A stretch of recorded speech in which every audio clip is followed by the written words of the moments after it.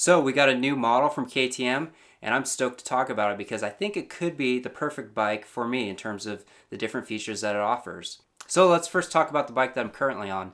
It's 2018 250XC. I picked it up a couple months ago, so it's a freshie, and it's got a carburetor on it, and it's been giving me kind of a lot of issues. I went from the Electron that made it feel dead back to the Mikuni, the stock one, and I change elevations so much that it's kind of a pain in the butt. But I really love the linkage suspension on it.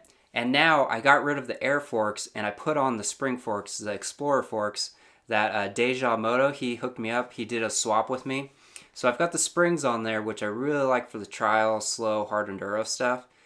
But it's got the linkage to go with the whoops and the smoothness and kind of the more playful feel. So I really like kind of the setup that I've got going on there. But I want a little bit more juice for the hard enduro hill climbs when you're stuck on the side of a hill. So I'm thinking about going to a 300. And I really love the snappy motor of the 250XC. It's just like on it, it just, those dead stops, static stops to hitting a rock face, it's just so fast compared to like a 300. And I'm really stoked on that. But, you know, I'm thinking about going to that 300. So what could be the perfect bike for me? Well, I think it's going to be the GasGas 2021 EC300. So the EC300, that's their XCW version of the bike. KTM recently bought out GasGas for, I think, like 60% of the share earlier this year. And they just relaunched their platform recently.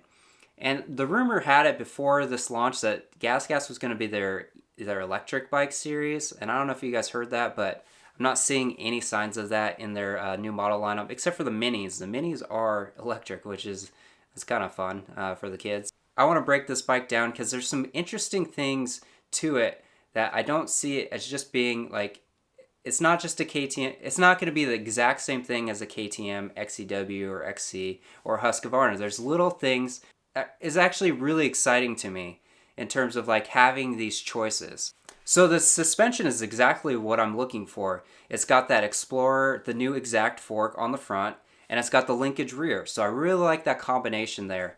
And you might be saying you could get that with the Husqvarna, but with the Husqvarna, I just can't bring myself to buy a composite subframe. I mean, I loop my bike out all the time. I try slow wheelies, I try pivot turns, I'm trying hill climbs. Like, I'm not the best rider. I loop it out, I break my rear fender, and I feel like I'm gonna break one of those subframes. So I want to stick with the aluminum subframe, and I'm super happy that the GasGas is gonna come with that same KTM aluminum subframe. So that's gonna make it nice and strong. We're gonna be able to get those extender fenders out and not have to worry about hurting the internals of the bike. So it is a fuel injected bike. You know, everyone still kind of wants the carb bikes, but the TPIs have been out for a while, and I feel like I haven't seen any huge issues with them other than kind of the power being a little bit muted and feeling a little bit dead. But that kind of brings me to my next point. From what I've been hearing with the GasGas is that they're a lot more snappy. They're a lot more responsive than previous like XCW of the same year. I think they might have changed. I don't know if it's the power valve setting or it's probably the mapping, but from what I hear, it seems like it's going to be a lot more aggressive, which is kind of what I want for those dead stop, hit a huge face type of situation. I know the XCWs are very linear, and when you get on a 250, it feels pretty good. A 250XC feels good. That's what I like. But when you go to the 300, it just almost feels a little too boring, I'm gonna say. So that's why I'm thinking that the motor style of this GasGas is going to be a lot better for me coming from a 250XC, where I like that aggression. Another positive thing about this GasGas that I think is a positive thing, I don't have any testing on it, but it comes with a brake tech clutch, which is new to me, but trials guys have said they have it on the trials bikes and it feels good. People who have the GasGases right now are reporting that the pull on it is a lot easier than their KTMs. So that's a good thing because I switch between my left and my right finger all the time when I'm riding, you know, these 5 or 6 hour rides, and your fingers get tired. So making it easier to just kind of keep that main finger on there, I think is going to be a positive thing. Whether that lasts, we're just going to have to put some testing on it and find out. Another thing that I love about this GasGas is that it's supposed to be cheaper. Like, I end up buying a bike every year. I put about 300 hours on my bike, and I just get a freshie just to keep everything, as new as possible. The bikes aren't dead when I sell them. I just want kind of all fresh parts, a fresh platform to start with because I put so many hours on them. And having a cheaper bike is definitely a positive for me. So there are some trade-offs with it being cheaper, but we'll get to that in a second. Another cool thing is that the bike is supposed to be a little bit slimmer and the seat is a little bit grippier and flatter. Those KTM seats feel like 2x4s. So I do like the fact that that could be a little bit nicer stock, although I do end up cutting it or getting a low seat, like a Seat Concepts low, to put on there. But I think the slimmer feel is always going to be better. I don't know if you guys have ridden I used to ride an XR600 with one of those 5 or 6 gallon tanks, and your legs are just so bow-legged on them, and it makes the bike feel huge. So having that slim platform is going to make the bike feel good, responsive, mountain bikey. The types of things that I like about my 250XC I think is going to be transitioned into this GasGas. And finally, the last thing is for this EC, which is the XCW equivalent, you're going to be getting the low bars, which are like the XC bars. And I really like my XC low bars. I've tried the XCW bars, which are like a medium height, and the EXC bars, which are like even higher, and I just can't stand it. The XC just feels good. It puts you into that aggressive, riding stance, and I think that's the way to go. So I like that I can get an XCW with these low bars already on it. One less thing to change. So now some of the things that I'm sort of on the fence about. I can't quite decide. If you guys have an opinion, please drop them in the comments. Let me know. It has the BrakeTech brakes, and I hear that they're not as touchy, and I'm not quite sure if that's a good thing or not. I like doing stoppies for fun, and sometimes doing pivot turn stoppies around switchbacks, and I like my brakes to be pretty sticky. But at the same time, if you're going fast, you kind of want them to drag a little bit more, and I think that's how the BrakeTech ones are going to respond. So we're gonna have to feel those out and see how they are. But the good thing is that the levers, both the clutch and the brake, front brake, looks like that they will be interchangeable with just the stock KTM brake levers. So if you run flags and you snap those suckers off, you can steal one from your buddy's bag if you need to.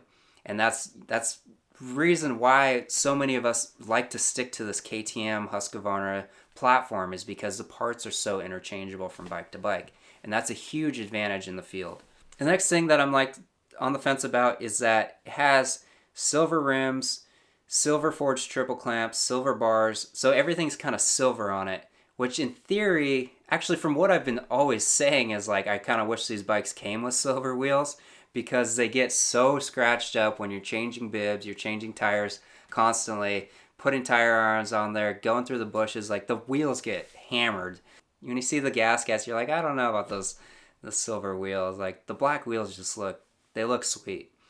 But I think it's going to help the resale value to have them clean and silver. So I think it's more positive than negative. It does have a red powder coated frame, and if I got one of these bikes, I would probably black it out or gray out the bike instead of rocking the red, which kind of looks like a Honda. But it kind of looks cool. I don't know. I'm on the fence. It's a new color, so I don't know. How do you guys feel about the red color and the red frame? Do you like it? I kind of like it at the same time. It's new, It's fresh. And the last thing I'm on the fence about is I heard that the gas cap is threaded. So sometimes my KTM one that you push in and turn, I really like the fact that works that easy, but at the same time, they get really sticky and hard to close, or hard to open sometimes. So if it was threaded, it might be a little bit easier, but then you have to deal with the coiled cord type of thing. So some of the negative things about this EC300 is that it does have the XCW gearbox, which has that wide transmission. So the first gear is really low, and then the second gear is kind of high. It's kind of in between, and I've never really loved it. I don't know if it's because I've ridden an XC so much that I just really like the XC first gear, and the fact that I don't have to shift as much. XCWs, you're just constantly back and forth, back and forth, back and forth.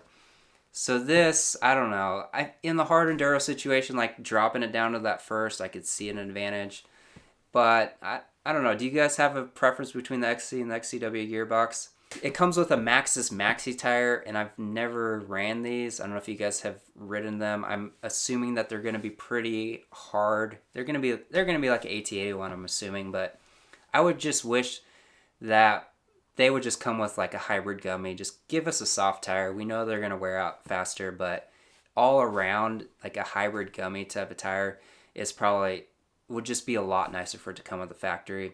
I've given up on the AT81s altogether, and as soon as I get the bike, I just drop on like a Mitas tire, like a double gummy tire, and just to not even have to deal with riding an AT81. I'll put the AT81 back on when I sell the bike to give it to the new guy, and then it's a fresh tire for him. So there's still no Kickstarter on these bikes. That's common with all the KTMs and Husqvarnas. Super annoying.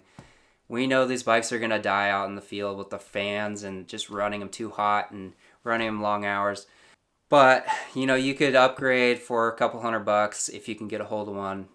But it's just an annoying thing. I wish they just put the kickstart on the bikes again.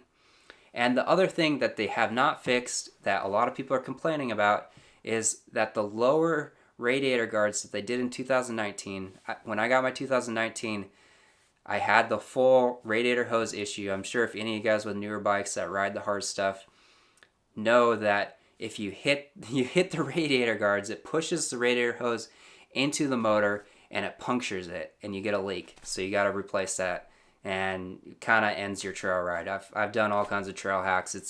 It's hard to get it to work, but I would just wish that they would move the radiators back up. It's minimal, just a couple degrees up or whatever. And my 2018 has the higher radiators, and it's better. I've never had an issue with the radiator hoses since I read my 2019. So I wish they would just fix that issue. And the last negative thing that I can kind of think about is that like maybe the resale value won't be as good. Like I think it's gonna look fresher with all the silver parts and not scratched up. But you know, it's a new platform, so like maybe maybe not everyone's familiar that these are like a KTM at heart with different options, how I'm seeing it. I don't know. It's just a matter of time when people get more accustomed to it. Like Husqvarna's already, like people are familiar with them now. So that'll change over time. So all in all, I think this EC300 could be like the perfect bike for me in terms of the different features that it has, the setup that it comes with stock. Seems legit. I know our friends at Let's Ride Power Sports in Idaho, they're a GasGas dealer, so I might be talking to them, trying to get a freshie. I don't know. Would you guys like to see me get one of these bikes and review them? I mean, I would be stoked to try something new. My bike's not ready to be retired yet, but I'm kind of thinking a 300 for the Hard Enduro series coming up would be the way to go. And I could kind of switch back between a 250 and a 300 for a little bit. I don't know. I'm still kind of thinking about it. But let me know down in the comments, like, are there features about this GasGas that you like, dislike, or wish it had? I'd be interested to hear. And let me know if anyone's planning to get one or already got one. Love to hear your opinion. These bikes look pretty sweet, and I'm stoked to kind of see where this GasGas platform goes. I love the fact that we're getting more options on these bikes. We know these KTMs are reliable, and just having those little fine-tuned things is going to be awesome for us to have these different options. So, yeah, we'll see how it goes. As always, guys, thanks for watching, and we'll see you guys out on the trail.